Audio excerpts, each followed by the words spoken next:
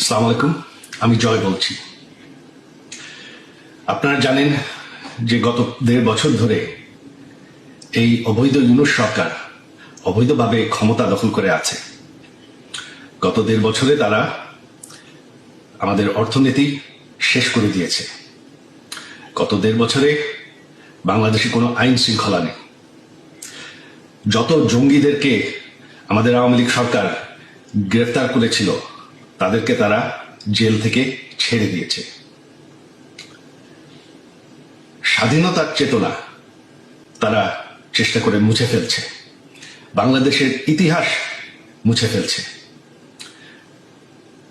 তারা বঙ্গবন্ধু বাসা, যেই বাসা, সেই ঐতিহাসিক 32 নম্বর বাসা যেখান থেকে আমাদের স্বাধীনতা ঘোষণা হয়, সেই বাসাকে তারা ধ্বংস করে ফেলেছে। আর সবশেষে তারা এখন জামাতি রাজাকারদের হাতে দেশটাকে তুলে ধরার চেষ্টা করছে। এখন রাজাকাররাই ক্ষমতায়। এখন তারা চেষ্টা করছে বঙ্গবন্ধুর কন্যা প্রধানমন্ত্রী শেখ হাসিনাকে বিরুদ্ধে অবৈধভাবে আইন বদলায়, মিথ্যা মামলায় গায়ের জোরে সাজা দিতে। তাতে কোনো লাভ হবে না। তবে আমাদের দেশের ভবিষ্যৎ এখন অনিশ্চিত। দেশটাকে রক্ষা করতে হবে।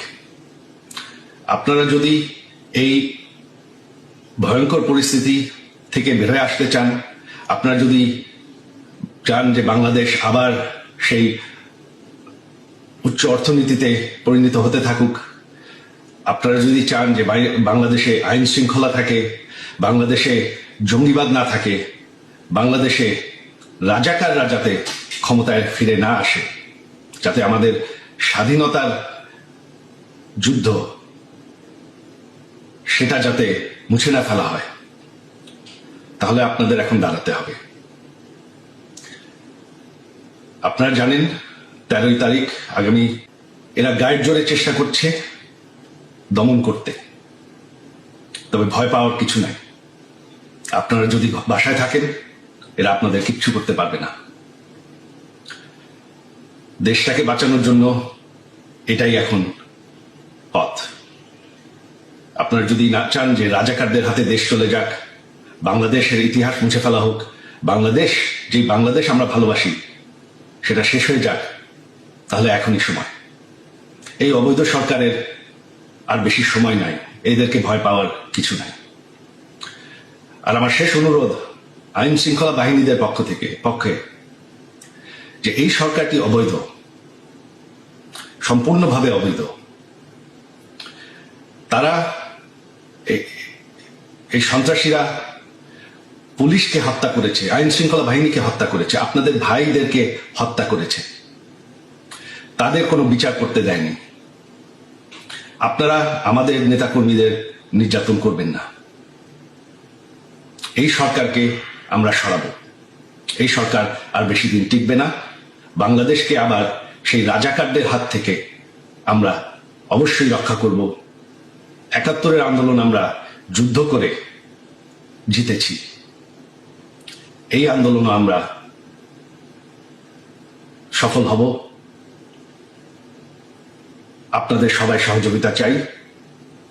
আমাদের এক হয়ে দাঁড়াতে হবে বাংলাদেশকে বাঁচানোর জন্য।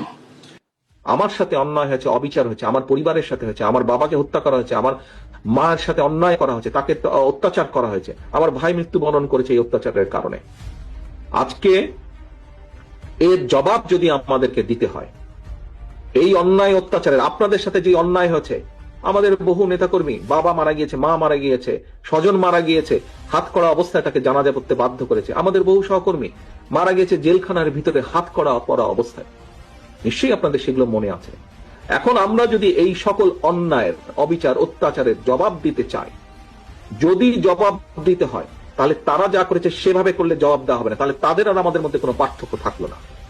সে অধম বলে কি আমরাও অধম হব নাকি? আমাদেরকে যদি জবাব দিতে হয়, আমাদের 31 দফা যদি আমরা সফল করতে পারি, তাহলেই জবাব দেওয়া হবে।